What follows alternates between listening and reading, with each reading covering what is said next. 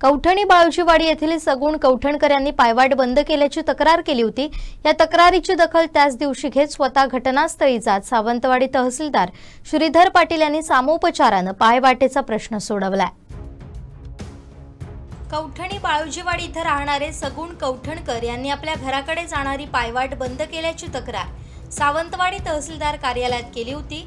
या तक्रारीत त्यांनी आपण ज्येष्ठ नागरिक असल्याचं सांगत रस्त्यामुळे होणारी गैरसोय मांडली। या तक्रारीची दखल त्याच दिवशी सावंतवाडी तहसीलदार श्रीधर पाटील यांनी घेत घटनास्थळी स्वतः गेले। संबंधितांशी चर्चा करून सामोपचाराने हा वाद मिटवत पायवाट पूर्वीप्रमाणे मोकळी केली।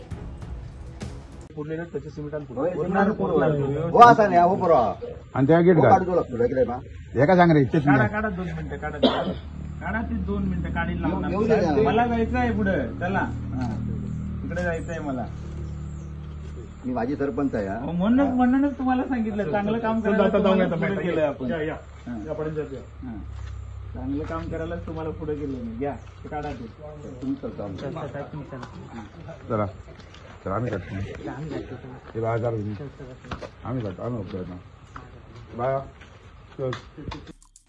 आमचे दिवसभरातले सर्व अपडेट्स, ताज्या घडामोडी आणि थेट लाईव्ह पाहण्यासाठी सबस्क्राइब करा, लाईक करा कोकणचं नंबर 1 महा चॅनल कोकण 7 लाईव्हचं YouTube चॅनल।